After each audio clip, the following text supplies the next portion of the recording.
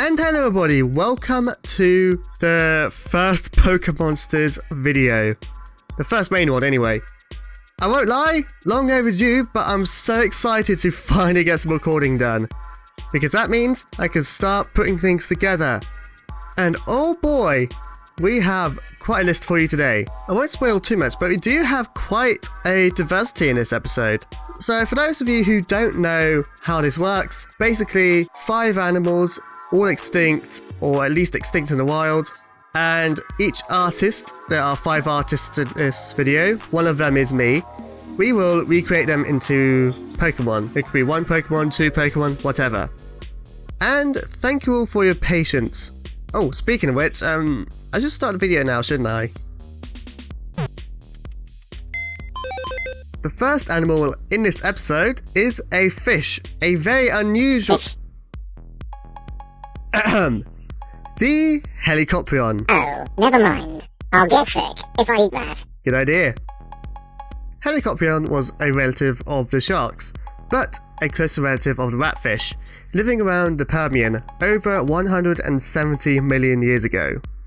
The majority of the fossils of this animal found are the teeth, which fossilized in a spiral, appearing like an ammonite. Actually, it was first thought the fossils were a unique ammonite shell. Today, the arrangement of these fossilized teeth are referred to as a tooth hole. Did I say it right? Whirl or whorl. Oh, can't say I'm surprised. In 2013, a study by... I am so sorry.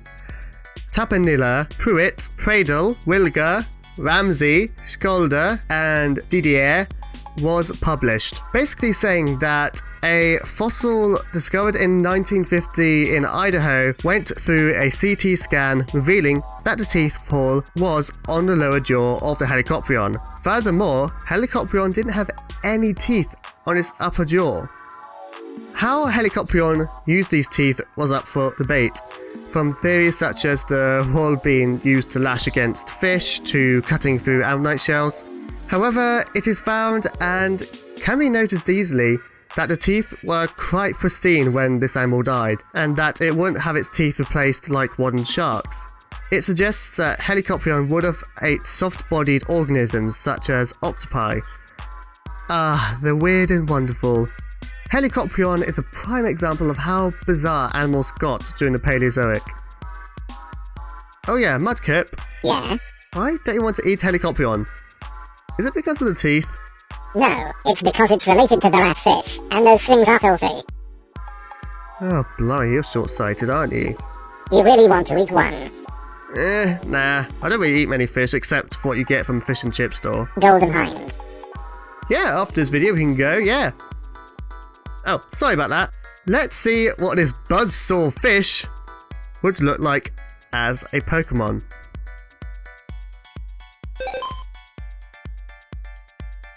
Arkobite are raised by their parents until they evolve, as they can only eat soft food.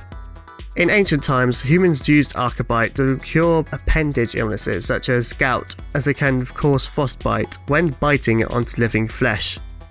However, this resulted in 100% of amputations from patients. Yup, I know my messed up ways. Other than that, Arkobite is just adorable with those ruby eyes and small body. For stats, Arkobite has an insane 120 attack. And as you can see, it still needs to evolve! However, its defense, special attack, and special defense are just mediocre, and its speed is just dreadful. Although it does have good HP. For its regular ability, Arkobite has Cursed Body, helping this Pokemon defensively. For its hidden ability, it has Paranormal Chill, ability I made up. As you see, it is immensely powerful, making those defense stats seem quite godly, except the ghost type moves. Overall, probably a major threat in Little Cup. It can even work with a Trick Room, which is an annoying combination for a bad day for whoever is on the receiving end of this Pokemon's attacks. So now, let's see what this little fish would evolve into.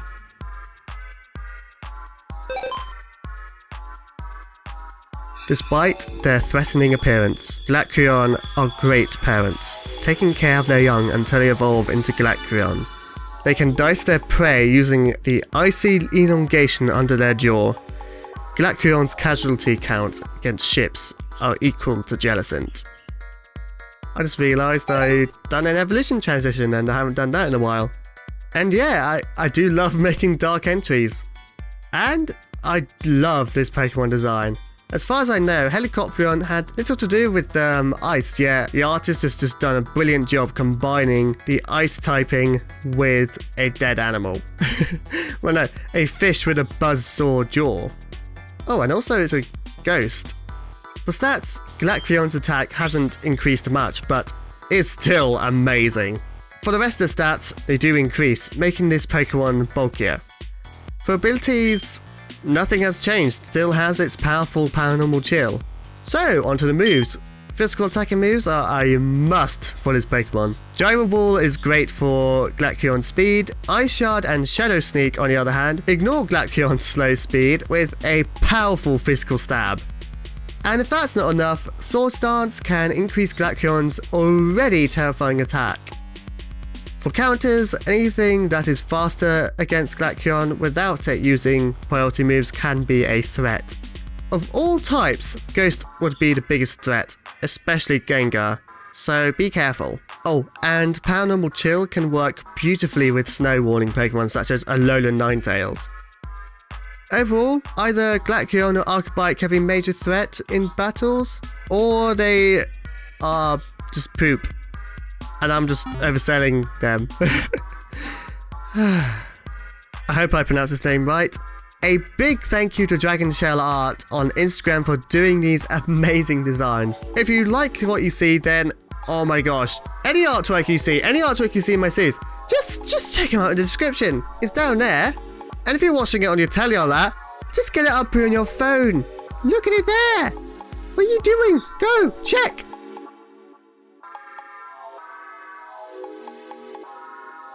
I'm staying here until you do so. Okay. On to the Cretaceous. From the Paleozoic to the Mesozoic, we have the Elasmosaurus. Elasmosaurus was first discovered in 1867, just after the American Civil War near Kansas, USA, by Theophilus Hunt Turner. The specimen was then sent to an American paleontologist, Edward Drinker Cope, who named the specimen Elasmosaurus platypus in 1868. When this animal was originally constructed, the head of the Elasmosaurus was on the end of its tail, an error pointed out by Cope's rival, Othniel Charles March. I just realised I wrote Charles March, not Marsh. Oh, sorry. Which Cope blamed on another paleontologist, Joseph Leidy. This specimen eventually became part of the infamous Bone Wars. Elasmosaurus was a marine reptile that, like many other marine reptiles, had to breathe air. It is possible that a single gulp of air can last Elasmosaurus between 10 to 20 minutes while submerged. Although there is no solid evidence, scientists believe, like most other marine reptiles, that Elasmosaurus gave birth to live young instead of laying eggs. Elasmosaurus' neck was the longest of all plesiosaurs, having 71 vertebrae. This was used to pick off large shoals of fish from below. Although Elasmosaurus also had a streamlined body and paddle-like limbs, Elasmosaurus wasn't a fast swimmer. How it was able to pick off fish was by having a small skull, making its torso seem further away from its prey, and having thin, intermeshing teeth so its prey wouldn't wriggle free. Many people know Elasmosaurus, even having the Elasmosauridae named after it. The main reason being compared to the infamous Scottish legend, the Loch Ness Monster. However, Elasmosaurus wouldn't have lifted its head out of the water due to its sheer size of its long neck. What about giraffes?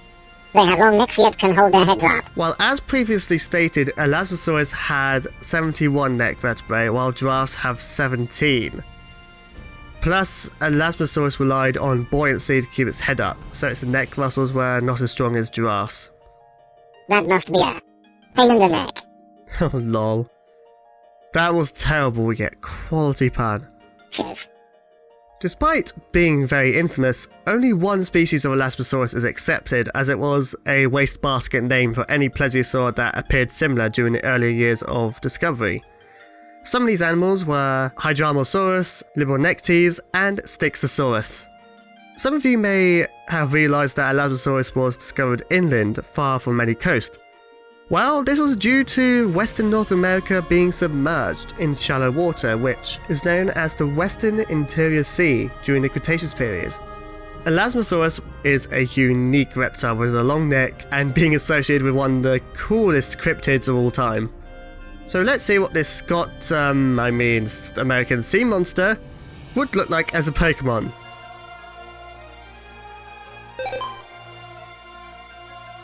In ancient times, it is said that this Pokemon revolved around the world, holding it together. Not sure what that means. Is the world constantly waiting to explode, and all it takes is a Elasmoserker to just somehow wrap itself around? Sounds more like depression. No idea.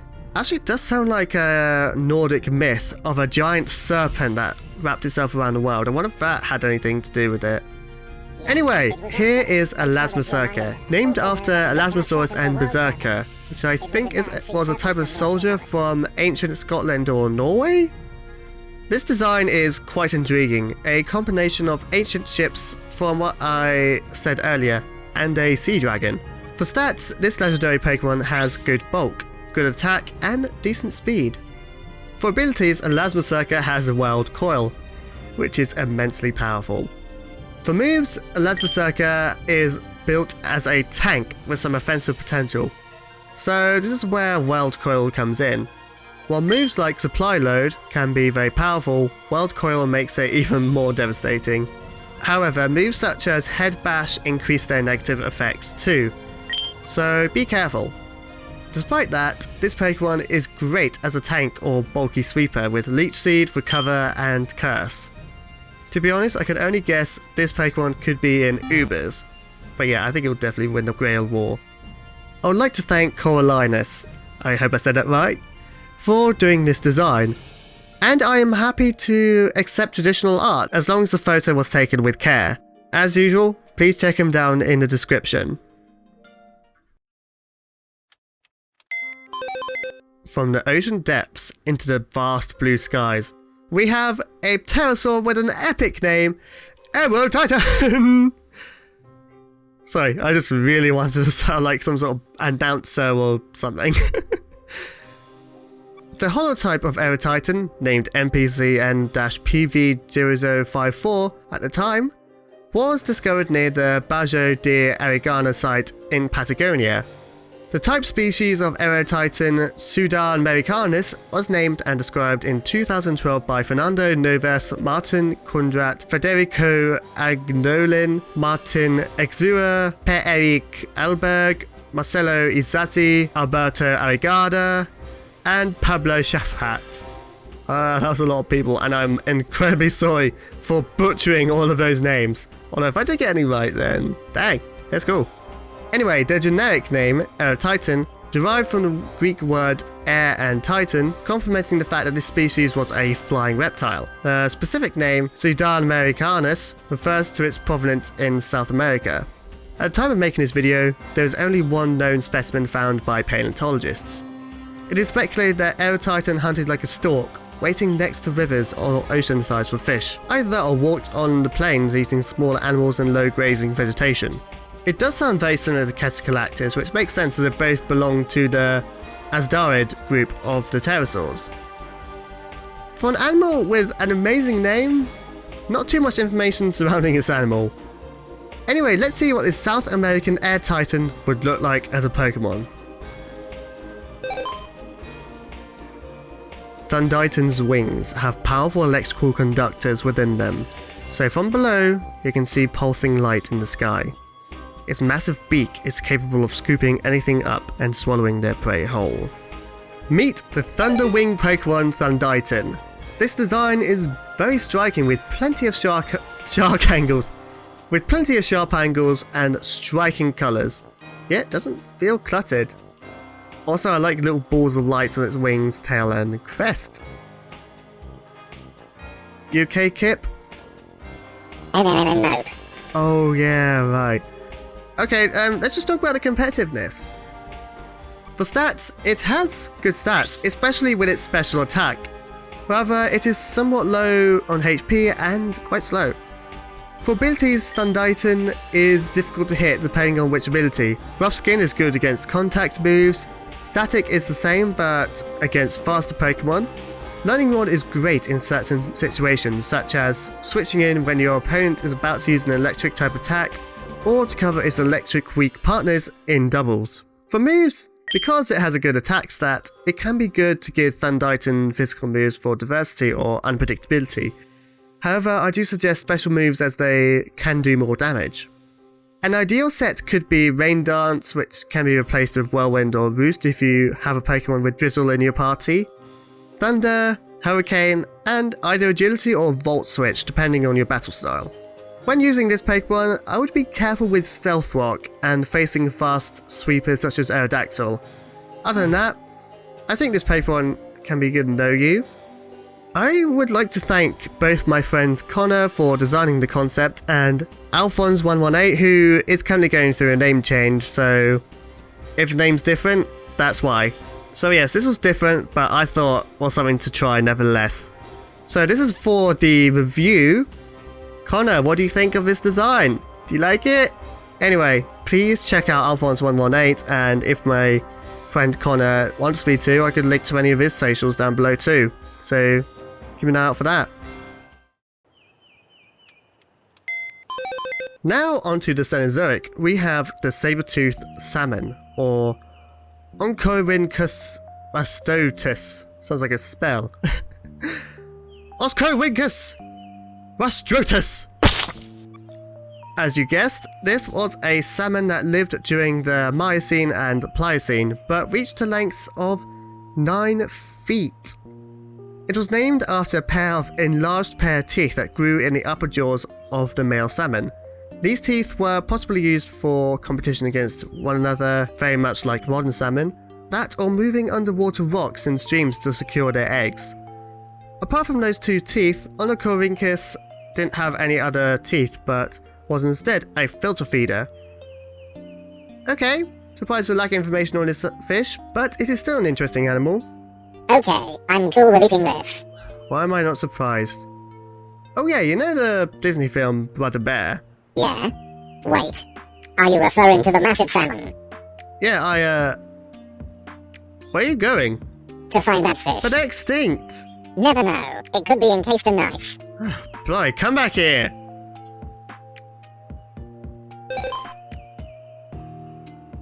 Despite their size, Scenops survives by pairing up and only being active at night. They scare off predators by using their reflective eye-like foreheads. If desperate, they will pack a nasty bite. Nope, this isn't it. No, that's Scenops, the single-toothed Pokemon. Huh, quite simple yet bright and colourful. Oh, and it's cute. I'll pass. It's too small, and you made me feel guilty. Hold on, I need to do this bio. You can do it while walking. Oh, fine. For stats, Scenops is pathetically weak, but has amazing speed. For abilities, it has Keen Eye and Swift Swim, which aids its speed and offense. Ah! Ow! Why'd you stop?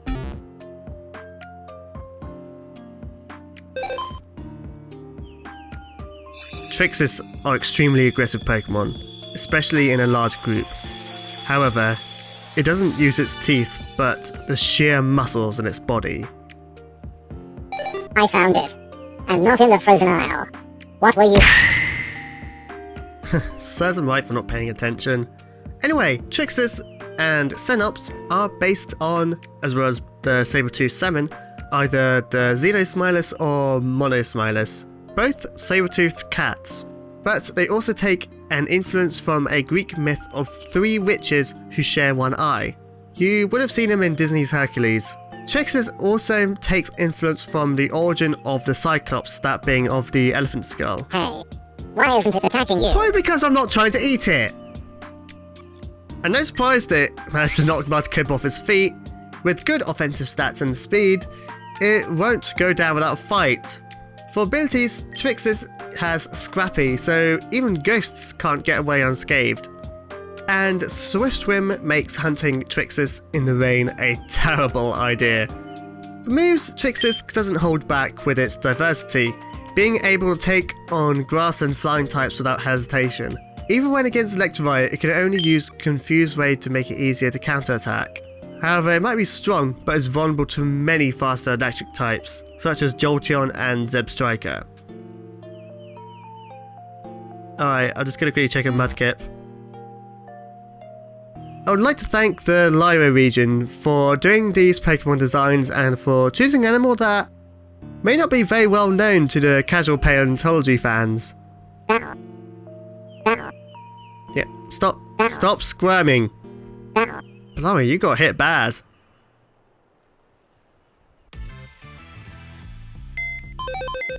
Don't worry, he's fine, he's just having a rest for a bit. Just told him not to walk on his leg for a while. Now, onto the most recent animal in this video, the South Florida Rainbow Snake. The South Florida Rainbow Snake for short, because I'm not going to say all 4 words, are non-venomous snakes. The adults were large and thick-bodied, with juveniles believed to be similar in appearance. Their backs are dark blue with red stripes or line of spots going down their upper sides, where they had a reddish-pink stripe. Speckled on their bellies and lower sides, they had black spots that invade a breakup of the red and yellow areas also on the belly.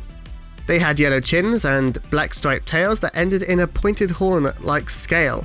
Their scales were mostly smooth, except for the posterior back and sides. They also had 19 dorsal scales at the mid-body. The females grew to larger sizes than the males. These beautiful snakes are one of the rarest snakes in the United States. Only 3 specimens have been found between 1949 and 1952, but none were found since then, despite several searches.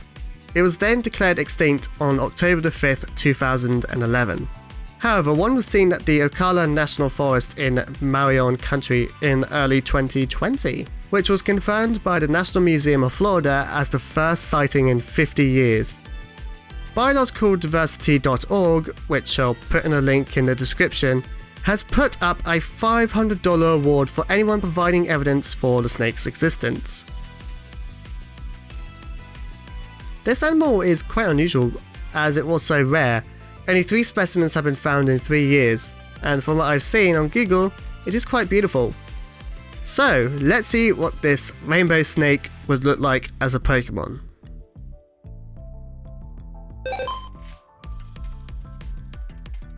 Faranbowteen were rarely seen in the wild. It was considered good luck to even see its signature stripes and misty tail. These curious creatures never retaliated when attacked or captured. They were some of the friendliest Pokemon you would never see before they went extinct about 10 years ago. In 2010? That's quite peculiar. Anyway, here is Faranbowteen, the passive Pokemon, an elegant Pokemon with a compassion that few 7-time Pokemon have. Yeah, Mudkip, do you want to come along? No, he's asleep. I like the design, vibrant yet passive and quite creative. Maybe it could be a pet? For stats, Faranbowteen has really good special attack, good defenses, and good speed, but isn't really good with its physical attack and HP. For abilities, it has an interesting selection. Shed Skin offers recovery, neutralizing gas is good for aid or defensive/offensive tactics, and Misty Surge is good for support. For moves, Faranbowteen has a diverse selection of moves for either support or being offensive. I'm not certain of this, and it could be personal bias, but I think this Pokemon might stand a chance to know you. It has a unique moveset and typing, plus its abilities are open to whatever tactics you may want to do with it. I have made this illustration with some personal redesign, but the original design came from a competition winner, L. Connor 4, or who might have a different name now. Again, it's on screen. And also, their artwork is on screen too. Thank you and congratulations. I will admit, I was happy to do an animal I've never heard of before. It wasn't even on my spreadsheet. That's how unfamiliar I was. So again, big thank you. Oh yeah, and what do you think of my shiny? Oh, finally. Okay, so had to kind of rush this at the end here, but happy this video is finally out. So let's go over a few things. Firstly, Ray Troll, one of the artists who let me use their Helicoprion artwork for a cutaway, points out that I mispronounced Helicoprion, or how it's actually pronounced, Helicoprion. To sound more sophisticated. Also, this artwork isn't an accurate illustration, although I still like it for how simple they look, appearing similar to whale sharks. Besides, it is good to show the inaccurate reconstructions of prehistoric animals, as long as you point out they're outdated, of course. Oh, yeah, Mudkip! Are you there? Yeah. Tell your audience how you're doing. Actually, I'm doing much better, thanks. Been doing a bit of training, so in case Trixis tries to slam me again, I'll be combat ready. Then, why are you still a Mudkip? And how have you been training? I don't really have any training apparatus anywhere. I don't know. And I've been using these training bags. What training bags? These ones. You know these reset your EVs, right? Oh, my Arceus, I thought I was getting a good workout when I felt weaker. After this video, we better get some shopping done and get you some new... How many bags did you say you used? About 60. What? I don't feel so well. We better get moving. What about the video? Oh, shoot! What do we do? Whoa! Mudkip, how do you feel? Wet. But I feel good. Oh, that's amazing! Thanks, Faranbowteen. Yeah, cheers. Very sorry guys. After this video, I will be working on Pokésaur 4. While that's in production, let me know what dinosaurs you hope to see in that video down in the comments below. I would like to thank everyone for their help with this video. To the cutaway artists, to the artists who made the Pokemon designs. I just appreciate everyone. Oh, and also big shout out to the musicians, especially Aerotitan Sounds, Ketorstrax, and Pipe Veins. Just thank you all so much for letting me use your songs, and as I do, I put the songs in the description in order of their parents. Please check it out. Check them out. Please check them out. The thumbnail for this video has been chosen by our patron. If you'd like to make an impact on the Pokémon Creations series for a minimum of $1, then please check out our Patreon.